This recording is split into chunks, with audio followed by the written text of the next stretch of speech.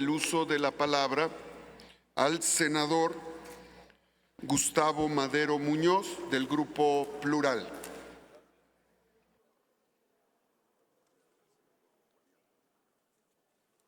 Con la venia de la presidencia, no cabe duda que cuando uno la trae atravesada, la trae atravesada.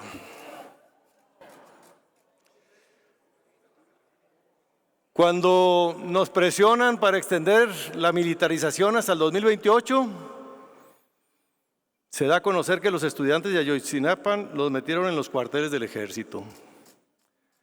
Cuando se insiste que el gobierno propone un paquete económico responsable, equilibrado y realista,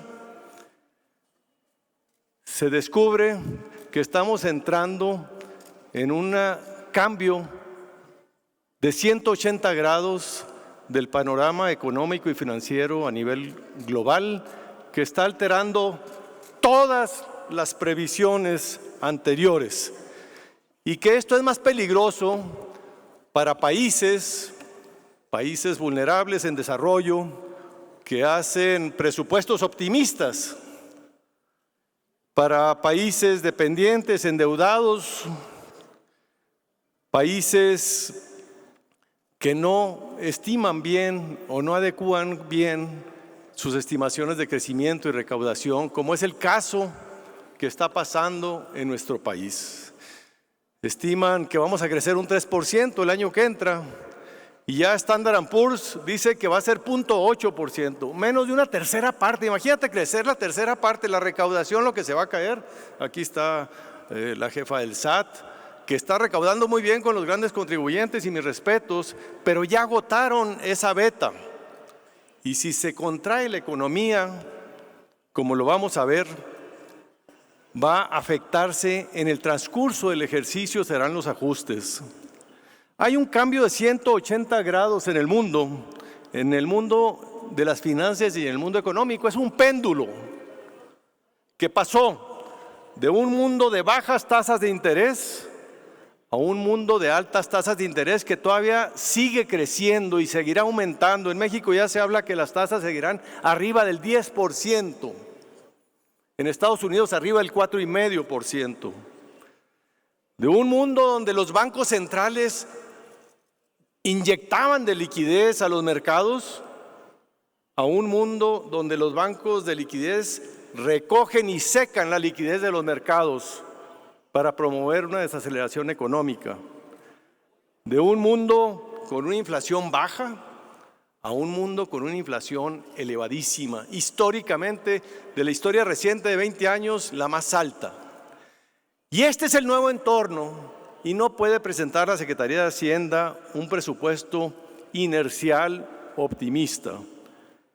Las tensiones geopolíticas de China y Estados Unidos, la guerra, la invasión de Rusia a Ucrania han cambiado el panorama, y la economía mexicana depende fuertemente del sector externo, y el mercado interno está afectado por la gran precarización del empleo y la desaceleración de la economía. En México, 32 millones de empleos son informales. El 55% de todos los empleos son informales. Son 25 millones de empleos formales, 32 millones de informales. En México tenemos una muy baja profundidad financiera. Esto es la cantidad de activos financieros en proporción del PIB. Y esto es importante porque las medidas de política monetaria tendrán poca influencia en el control de la inflación por esta baja bancarización que tenemos en México. México no ha recuperado aún el nivel económico prepandemia. No hemos llegado todavía a tener el PIB que teníamos antes del inicio de la pandemia, cuando la mayoría de todos los países, no de América Latina, ya lo alcanzaron, y nosotros no, porque somos muy malos ejecutores de gasto. Vamos a tener los mayores recursos que nadie había soñado para un presidente de la República: 8,3 billones de pesos, 26.4% del PIB, un 11% más que el año anterior. pero aún así van a disminuir el gasto programable, se reduce el espacio fiscal, se reduce a la mitad el presupuesto para medicamentos en la Secretaría de Salud, el 17% para el IMSS Bienestar. Y ahorita decía el secretario de Hacienda que el 70% de los hogares recibe algún tipo de apoyo. ¿Saben por qué? Porque se hizo el programa universal de los adultos mayores, pero si uno lo mide por el decil más bajo de la población, se están dando menos apoyos al decil más bajo de la población. Termino con una cuestión que tiene que ver con la deuda, señor secretario.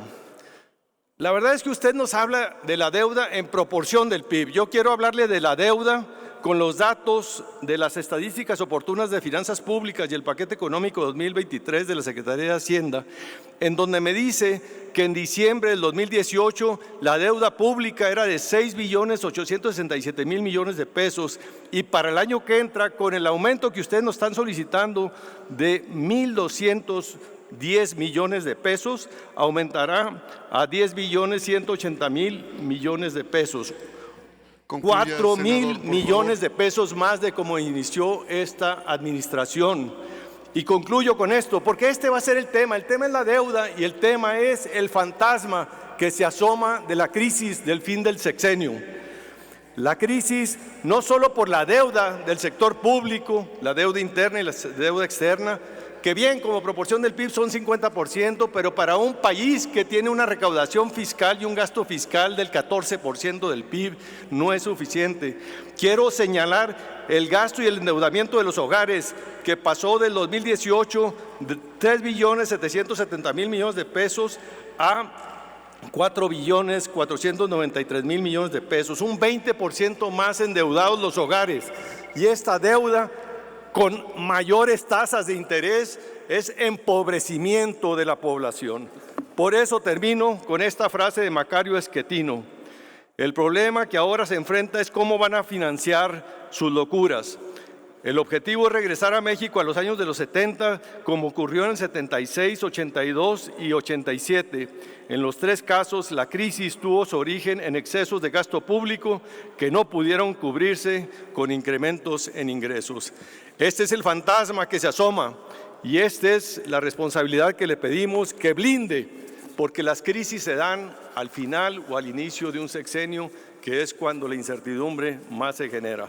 Ya se les acabó, ya se gastaron todos los ahorros, rompieron el cochinito, vendieron los fideicomisos, ya no hay más y están recorriendo la deuda, y esto es muy peligroso en entornos de alto costo del dinero. Es cuanto, presidente. Muchas gracias.